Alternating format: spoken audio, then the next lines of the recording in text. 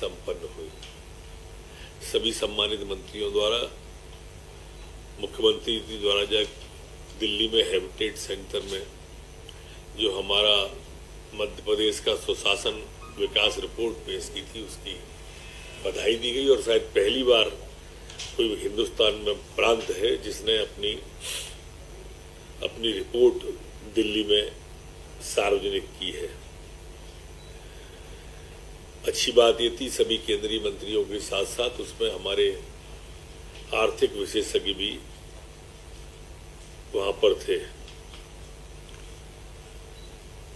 इसी तरह से आज माननीय मुख्यमंत्री जी उद्यम क्रांति योजना को लॉन्च करने वाले हैं श्रद्धेय कुशाभाऊ ठाकरे सभागार के अंदर। मैं यह कहना भी यहां पर प्रासंगिक समझता हूं कि जो बेरोजगारी की दर है जो हिंदुस्तान में पब्लिश हुई है, सबसे कम हमारे मध्य प्रदेश की है। पिछले 3 महीने में हमने लगभग 16 लाख लोगों को रोजगार के लिए लोन, सब्सिडी, ये सब प्रदान किया है। आज माननीय मुख्यमंत्री जी उद्यम क्रांति योजना का प्रारंभ करेंगे। इसमें 1 लाख से 50 लाख रुपए तक के लोन की गारंटी सरकार देगी, कई में ब्याज देगी, कई में सब्सिडी देगी। यह एक बात और स्पष्ट करना चाहूंगा मैं कि जो 18-19 तारीख में सभी मंत्रीगण और मुख्यमंत्री जी तीर्थ दर्शन योजना की ट्रेन में जा रहे थे, आज चर्चा में ऐसा तय किया है कि एक ही ट्रेन में नहीं, अलग अलग ट्रेन में अलग अलग मंत्री अपनी सुविधा के अनुसार जाएं, जिससे कि प्रत्येक ट्रेन का जानकारी, प्रत्येक ट्रेन की दिक्कतें भी आ सकें, दूर हो सकें। आज कैबिनेट में जो अन्य निर्णय हुए, उन निर्णयों के अंदर मध्य प्रदेश के अंदर जो हमारे प्रकरण थे, उसमें उच्च न्यायालय खंडपुर जबलपुर के लिए 5 पदों का सृजन करने का आज कैबिनेट के द्वारा तय किया है। आज विधि विभाग में सम्मानित अभिभाषक गणों की जो पुस्तकालय के लिए राशि दी जाती है, उसमें 2 लाख रुपए मंत्री और माननीय मुख्यमंत्री जी को 5 लाख रुपए की राशि का तय किया है।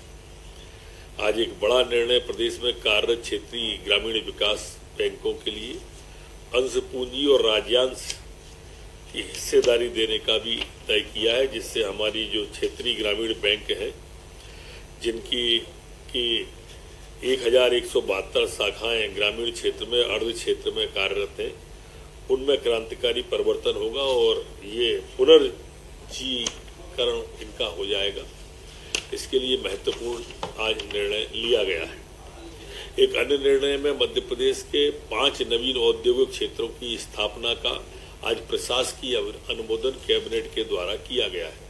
ये क्षेत्र है बैरसिया भोपाल में, आष्टा सीहोर में, आष्टा झिलेला, धार तिलगारा धार में, मेगा औद्योगिक पार्क रतलाम फेस 1 रतलाम में और नरसिंहपुर में।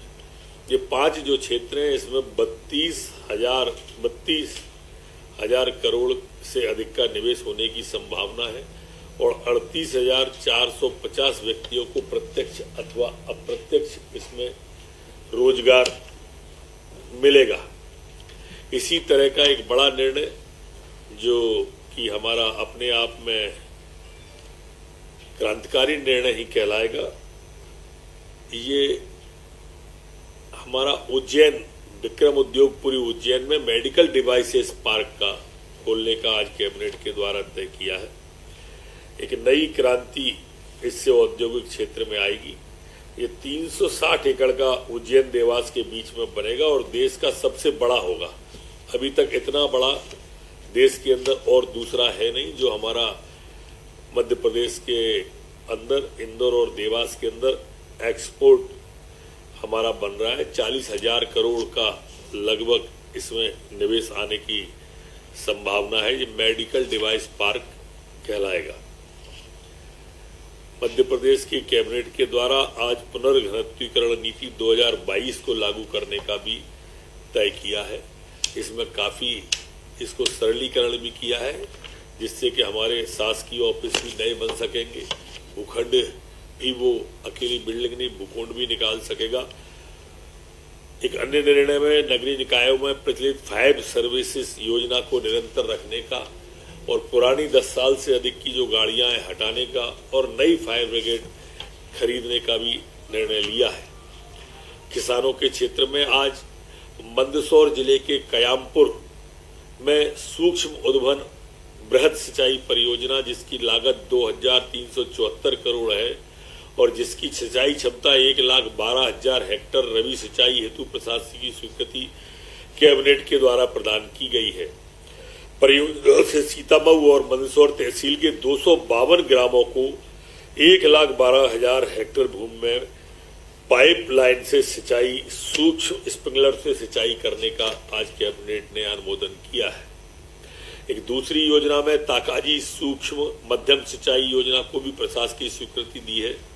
यह सिंचाई परियोजना की लागत राशि 46.86 करोड़ है और सिंचाई क्षमता 3,200 हेक्टेयर है।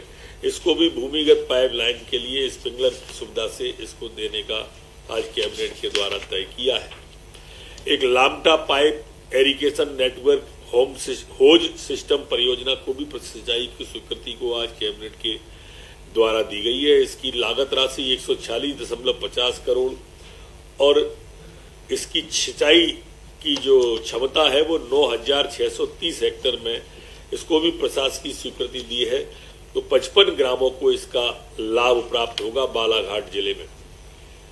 आपने पहले देखा होगा, हमने पचमढ़ी में जब तय किया था, टेलीमेडिसिन इंसानों के साथ साथ हमारे जो मवेशी हैं, पशु हैं, जानवर हैं, इनके साथ साथ आज जो निर्णय किया, पशुपालकों को भी अब जो पशुपालक गाय, भैंस, बकरी, सूगर, मुर्गी पालन के लिए खरीदना चाहते हैं, उनको 0% ब्याज पर अब सरकार पैसा उपलब्ध कराएगी। ये दूसरा निर्णय है टेलीमेडिसिन के बाद में जो हमारे छोटे पशुपालक लोग हैं उनके लिए। आज तय किया है कि जो राजा शंकर साहब विश्वविद्यालय छिंदवाड़ा की क्षेत्राधिकारिता में शामिल बैतूल जिले को बरकतुल्ला विश्वविद्यालय भोपाल में शामिल किए जाने का आज तय किया है। हमारे यहाँ नए इनोवेशन होते रहते हैं और लगातार इनोवेशन हमारे नौजवान करते भी रहते हैं, नई टेक्नोलॉजी लाते हैं, नए आइडियाज लाते हैं, लेकिन उनको संस्थागत व्यवस्था नहीं थी और संस्थागत व्यवस्था करने के लिए आज नवीनतम तकनीकी एवं नवाचार उसके उपयोग के लिए राज्य स्तरीय एक सशक्त समिति SLEC का गठन मध्य प्रदेश की कैबिनेट के द्वारा किया गया है।